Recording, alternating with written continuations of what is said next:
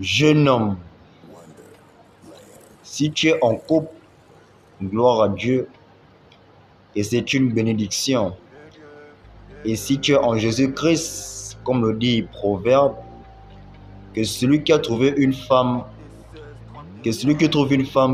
a trouvé le bonheur, et c'est un don, donc une bénédiction venant de l'Éternel, donc c'est un cadeau. Mais si tu es célibataire, c'est malheureux et c'est vu comme une malédiction.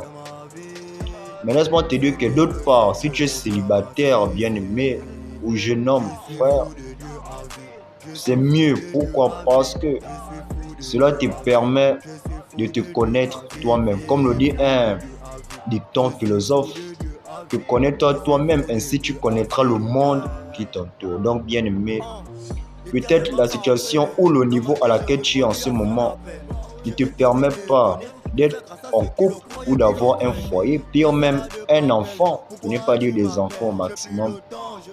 Donc, profite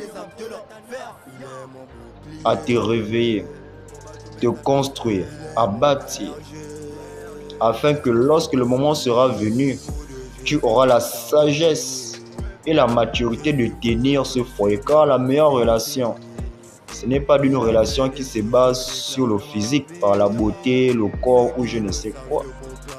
Mieux vaut avoir un partenaire qui, lorsque tu passes des moments difficiles, te soutient, t'accompagne. Car le mariage, réellement, ce n'est pas pour le meilleur et pour le pire. C'est pour le meilleur et le bonheur.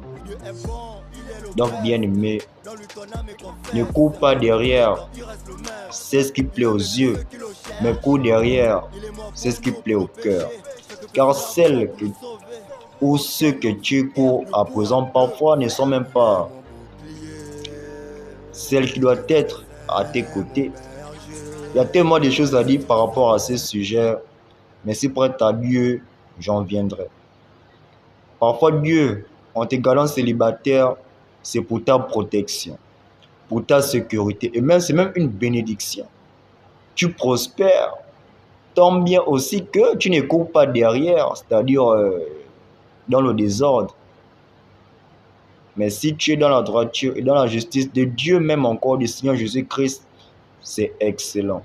Car si tu cours derrière un papillon, ce papillon fuira loin de toi. Mais si tu t'investis, 2 mois, 3 mois, même 1 an, tu te formes, tu te construis, laisse-moi te dire que tu auras une maison, un abri, et de cet abri sortira un jardin, et ce jardin sortira de fruits, et ce fruit attirera au lieu un papillon, mais plusieurs papillons. Et si tu auras le choix du papillon que tu aimeras mettre sur ton abri. Donc, bien aimé, plus tu sais, plus tu as. Et plus tu as, plus tu es. Ciao. Dieu te garde célibataire pour que tu puisses te concentrer sur lui. Il sait que si tu es en couple, tu ne te concentreras plus sur lui. Alors remercie Dieu d'être célibataire, parce que c'est une grâce. Tu peux voir ça comme une punition, mais sache que c'est une bénédiction d'être célibataire. Car tu ne dois rien à personne, à part à Jésus. La seule personne à qui tu parles, c'est Dieu, c'est Jésus. Tu ne parles pas à un copain ou à une copine. Donc si tu es célibataire actuellement, remercie Dieu. Et sache que le vrai bonheur ne se trouve pas dans un couple, ni même dans une relation, mais il se trouve en Dieu. Alors si tu es célibataire, remercie Dieu, car c'est par sa grâce. Et en 2026, si tu es encore célibataire, remercie-le, c'est par sa grâce. Ce que Dieu veut en te tenant célibataire, c'est que tu puisses venir à lui et te concentrer que sur lui.